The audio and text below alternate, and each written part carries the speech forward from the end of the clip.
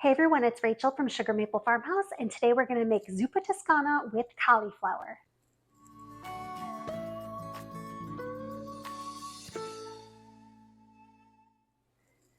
So happy New Year, everybody. If you are finding this in January, I hope that you have a good year. If you are finding this in some other season of life, I hope your year is going good. I decided I wanted to make Zuppa Toscana with cauliflower because, number one, I love this soup. It's so simple and it's so creamy and delicious and just so much flavor. But I also thought it might be a good soup for the time of year when people are looking to eat things maybe that are lower carb or looking to kind of soup their diet. I will say I don't really subscribe to any kind of a diet. I do tend to do lower carb throughout the week, but that just for me personally means like I won't eat pasta really throughout the week. I won't eat like breads or things like that throughout the week. But on the weekends, I definitely do because I am just not one of those people that can cut out everything in a food group and be happy. I would definitely still need my carbs. But this is a delicious recipe if you are looking for something lower in carb or if you just want a great recipe too. And if you love Zuppa Toscana with the potatoes, I will tell you how to make it with the potatoes as well. Let's get started.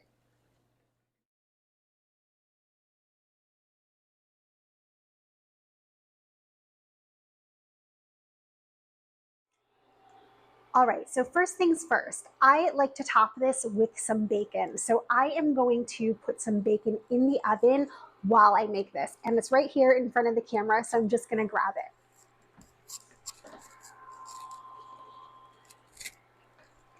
So this is gonna go in the oven at 350 degrees for about 15, 18, 20 minutes. The bacon will cook up differently depending on how much fat each piece of bacon has. So I put it in for 15 minutes, and then if it needs more time, I give it a couple more minutes until I'm satisfied with the way it looks. So I'm gonna pop this in there now, and then we're gonna get started on the soup. All right, so for the soup, what we want to do is add a very little bit of extra virgin olive oil. I think this one's almost out, to my pot. And then I've got some Italian sausage here. So in Zuppa Toscana, Italian sausage is one of the main ingredients. And I have Italian sausage that was cased. I took it out of the casing. You can find Italian sausage out of the casing if you want, or you can just uncase it like I did. And mine is a mild Italian sausage, and that means that it is still a little bit spicy. If you prefer no spice whatsoever, I would go with a sweet Italian sausage, although this recipe does have a little bit of a kick to it. So it's kind of made for the mild Italian sausage. And if you like a lot of spice, you can do spicy Italian sausage.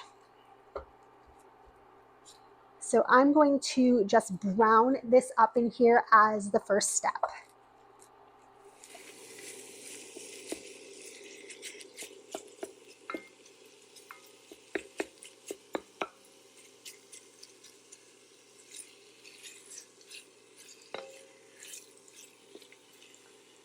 So I mentioned that I thought maybe people would want this based on whatever their New Year's resolution is this year, but you do not need any kind of resolution to make Zuppa Toscana with cauliflower or with potatoes. It's such a good recipe. Anytime you are craving it, I think this is one to make. And I will make this recipe kind of all winter through to early spring. I love to have it kind of just on the back burner and make it maybe on like a Sunday or something like that, and then eat the leftovers for lunch all week long. I'm a big soup girl, so if you've ever been to the blog, you probably know that I love a good soup, and this is truly one of my favorites. If you guys have been following me for a little bit here on YouTube, you might notice that I like to cook a lot with Italian sausage. It is one of my favorite meats to cook with. I feel like I've been doing a lot of it lately, but it's winter. It's such a good, like, kind of wintry ingredient, wintry dinner, and you can do so much with it, and it's so flavorful right off the bat. It is truly just one of my favorite kind of proteins to work with.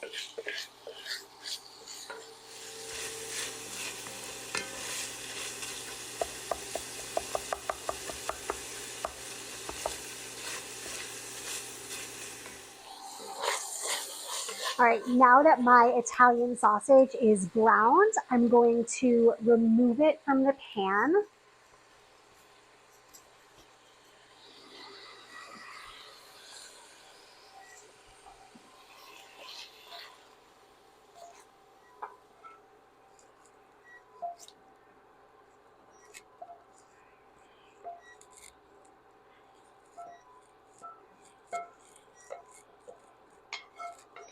And then try to get as many little bits out as you can. You can leave some of them, they'll help to flavor the soup.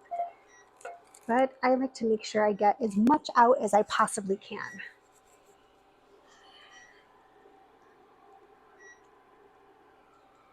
And I drip the oil out too.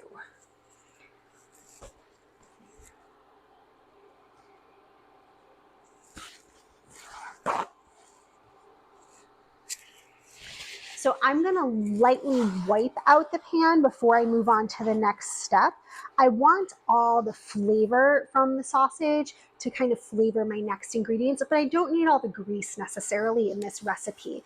Yes, the grease has a little bit of the fat in it, but it also is just a little bit of a greasy fat, and I prefer to add just a little bit more extra virgin olive oil before I throw in my next ingredients. We are almost out here. And then still get the flavor in there from the sausage without some of that like really greasy, super greasy grease. So now I'm going to add in some onions. And we will let those cook down for just a few minutes.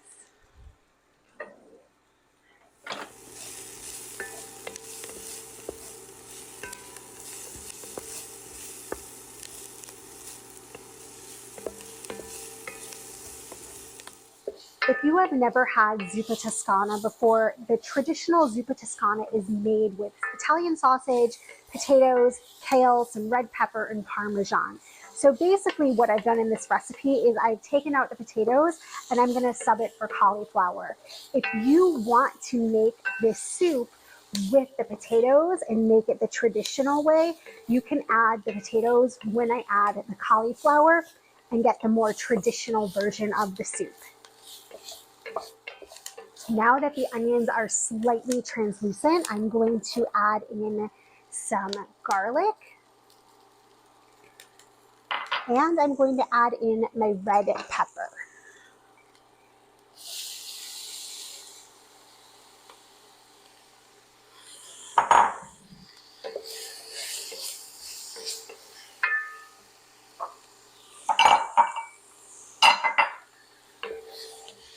You want to cook all of this down together until the red pepper just begins to soften.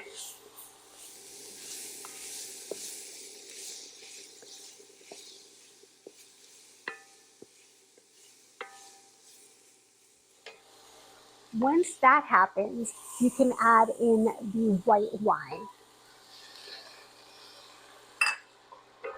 And then from there, we'll deglaze the pan, scraping the brown bits with the white wine.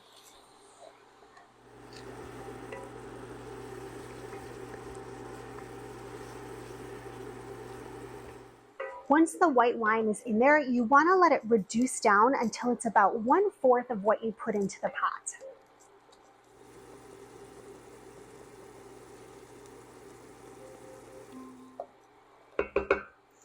And the bacon timer just went off, so let's check that.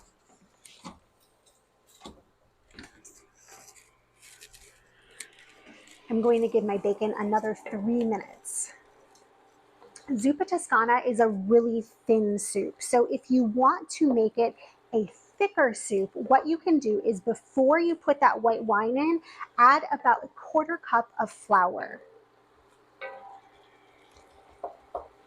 I love a good thin soup, so most of my soups, unless I say it's kind of like a stew or something like that, will be thinner.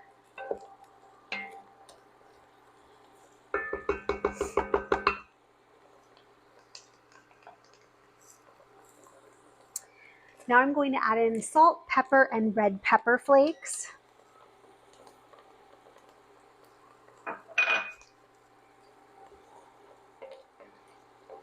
Once those have been in there about 2 minutes, I am going to add in chicken broth or chicken stock. You can use whichever one you like. I have started using stock in a lot more of my soups, and I just really enjoy that, but you can use broth too.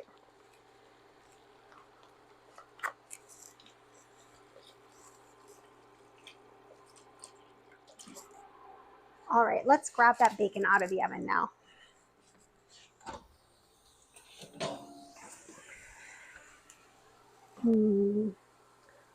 I'm still gonna go give it another maybe 2 minutes. Now that my chicken broth is in the pot, I'm going to add the cauliflower.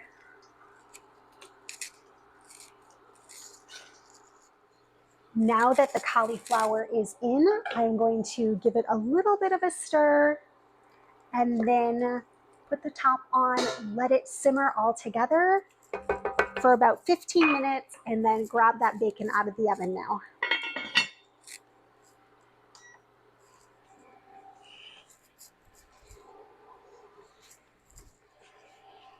The bacon looks great now, and that was probably a total cook time of about 20 minutes.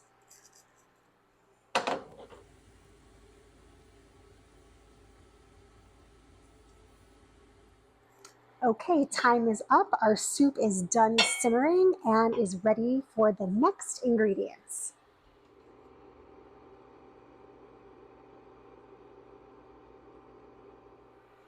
The next thing I'm going to add will be some heavy cream.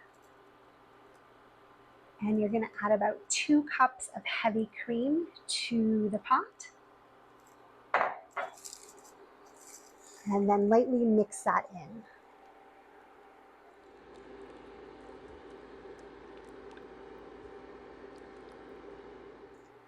Once the heavy cream is in, the next ingredient is the Parmesan cheese. And I am going to add a cup of Parmesan.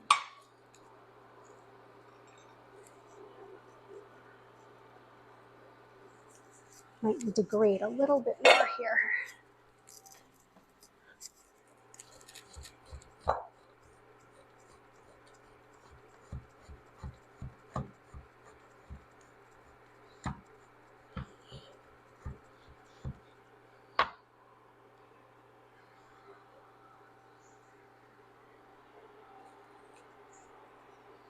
Now stir the cheese in until it melts.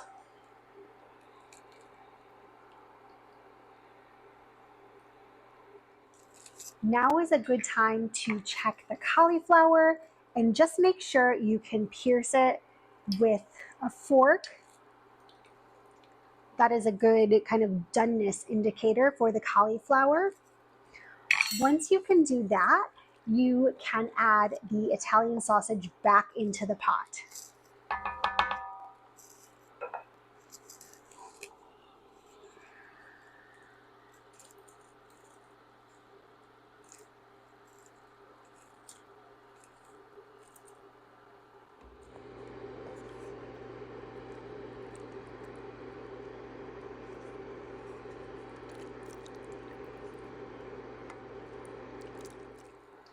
Now I'm going to let this simmer for about 5 more minutes to really let all of the flavors come together.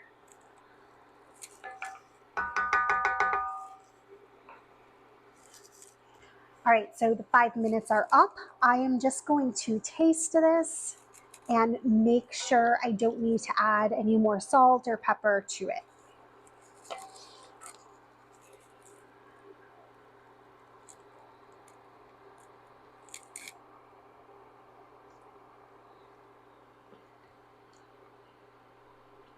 So good. It's such a delicious, creamy, with a little bit of a kick kind of soup.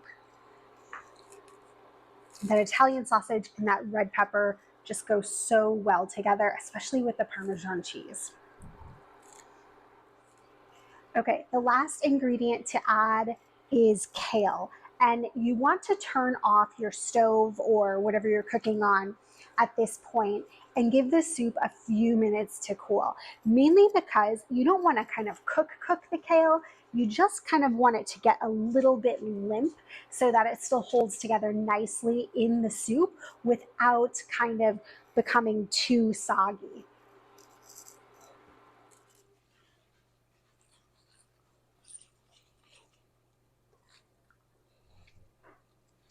And then stir it in.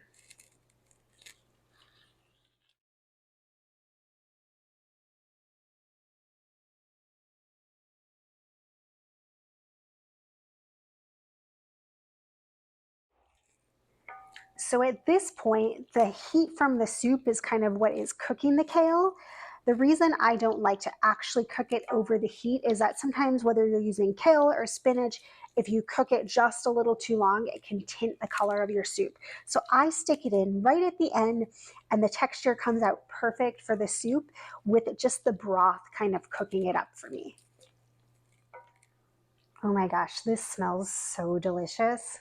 I cannot wait to dig in. I haven't cooked this yet this season, so this is the first time I'm having it really this winter.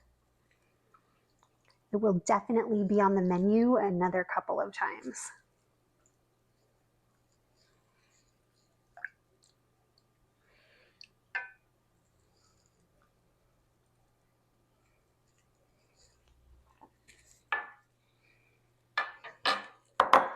And then I'm going to top it with a little more Parmesan cheese because I'm a cheese lover, and some fresh parsley, and that bacon. I think I'll do a little bit of fresh cracked pepper as well. It looks so good. It smells amazing. I'm so excited to dig into this.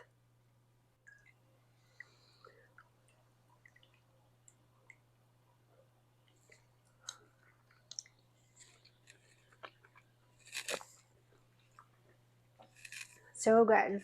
Oh, there's that heat. I love it so much. I hope you guys love this one too. If you have ever had this soup out at a restaurant, you may know which one I'm talking about. It tastes really, really similar to that, except with cauliflower. And mine probably has more Italian sausage because I feel like they never give you enough in that.